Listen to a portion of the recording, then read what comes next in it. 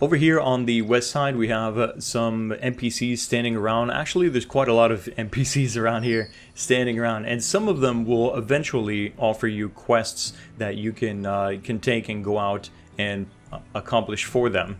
We've got Jaeger over here, a very important NPC. We see him right from the beginning of the game. And also, we've got Brennan, another very important NPC here that also will give you missions and things while you are leveling up. Here in the southwest part of town, we've got a lot of NPCs to discuss here. First of all, let's go over the real simple guys. We've got the auctioneer. You guys know what an auctioneer is, right? Here you can search for items, you can sell items, really convenient menus to go through here and search for all kinds of things that you're looking for. In fact, if I was looking to purchase probably the shotgun badge or whatever it is that I need for my troops, I could probably purchase it from here, but I'm not going to do that. So there is that. A place for storage. We've got the inventory manager, which is essentially your bank. And as you can see from these two windows also popping up, this is my available bag space on my character, and you can expand these in the Singapore version. I'm not sure how this will work in the Western version. They may have more slots, they may have a different way of expanding these, but currently what you do to expand your inventory space is you will click that and it will cost you a certain amount of cubics, which you purchase from the publisher here in Singapore to unlock more spaces for inventory. And the same is true over here for your bank as well. As you can see, it's quite limited. Again, I want to reiterate this because this is probably going to be different for the Western market. You can click that, and for the 90 cubics here, you can purchase more slots. I really think that they will do this differently for the Western version. It may have more slots already available than this. I'm kind of anticipating that it will, and it may not require cubics to unlock. It may require something completely different in order to unlock these. Maybe just gold, I don't know. But just for now, wanted to show you guys the village storage space here. To be fair, this game is free to play, and since it is free to play, they're going to be asking for you to, to upgrade somewhere, and for those upgrades to cost a little bit of money, and I see nothing wrong with that. Item Enhancement Master. This guy's pretty cool. What he can do for you is you can take any item that can be enhanced, drop it here in this top window, and what it will do is it will show you your item and show you what it will become. So I currently have a Confident Sergeant's Dirk, and that will go into a +1 version from this item enhancement. The cost to enhance items will depend on probably the quality of the item, the level of the item, and things like that. For this level 14 sword, it will only cost one of these enhancing stones and 130 gold. So let's go ahead and do that.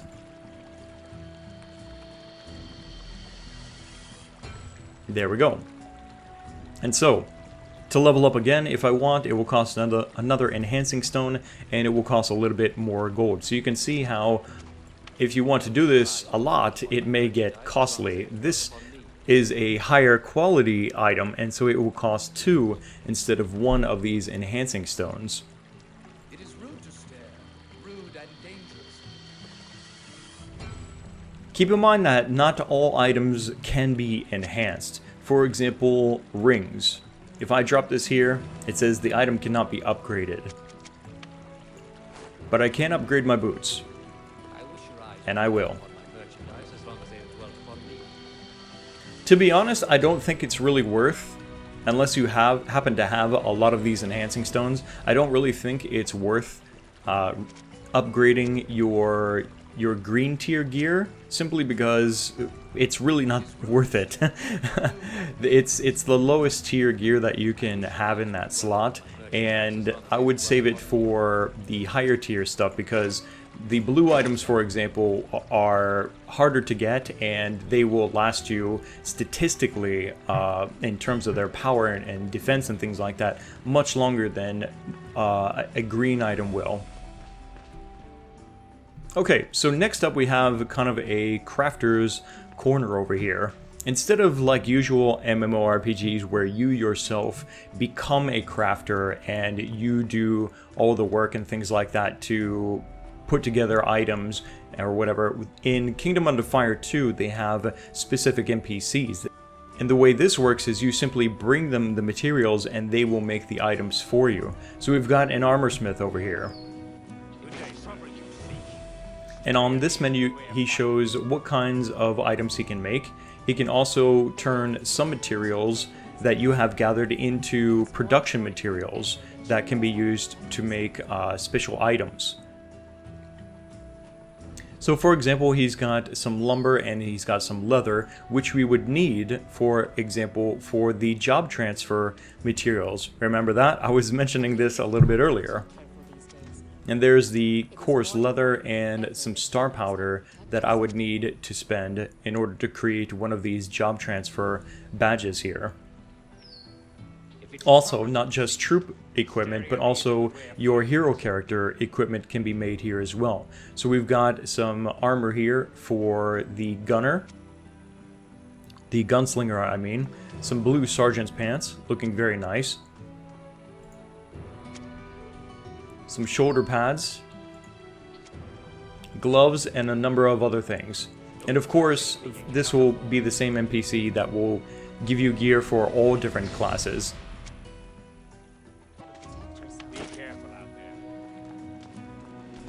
An alchemist, guess what she does? She makes potions, of course. So bring her some materials and she will make you some healing potions, some SP potions, and a variety of other things here. The Weaponsmith. Like the Armorsmith, he can help you create some production materials like soft iron bars from coal and iron ore. But I think what we really want from him is a shotgun. Soldier's shotgun. So this will cost 1 star powder and 5 lumber, which I definitely have. Let's request that. You can see the progress bar. You got Soldier's Shotgun. And there it is. There is the Soldier's Shotgun material that I need to advance my troops' job. Awesome. He also, of course, makes weapons, just like the Armorsmith. Will make some items for your hero character. We've got a Sergeant's Pistol, level 13. And a level 14 Sergeant's Dirk. So again, I'm gonna wait a little bit and see if he will give me some better upgrades fairly soon. I don't have enough soft iron bars on me. This actually brings up a good point. When you want to craft with these crafters, you actually have to have the materials inside of your bag. You can't have them in your inventory manager over here and expect to use them for crafting with these crafters over here. You have to take it out of the bank and put it in your bag, basically. Jewel Crafter. She will make you special badges for your troops. You guys saw these before? The different badges that you can have for your troops, right? Well, she can help you craft those. The way that this works is first you will need to create a common badge board, so you can kind of look at this as like a base for which this badge is placed upon, right? And then you need other materials such as the star powder or the iron bar, for example, for this badge. And then I can request and have those created for my troops. Now you may notice that they don't say anything specific here. It doesn't say what kind of badge. It just shows what type of shape that it will make once I request to have the badge made. And that's because when you create these, the results, the power-up that will be on the badge is random, which can be a little bit frustrating when you're looking specifically for, let's say, magic defense, or maybe you're looking for armor piercing or something like that specifically. Well, unfortunately, the way you would have to do that is by continuously making badges to try and get that result, or perhaps somebody else has used the jewel crafter recently and they made the badge and they're selling it on the auction house. So it's kind of a double-edged sword. The way that I see it, it kind of stimulates the economy, but it's also kind of a little bit of a bummer that you don't have full control over the type of badge that that you can create. But currently, the game is in beta for Singapore, and we're not expecting to see this in the West until first quarter next year. So a lot of things can change, I think, between now and then, honestly, and that may be one of those things. Perhaps in the future we will see that you can make specific badges that you are looking for.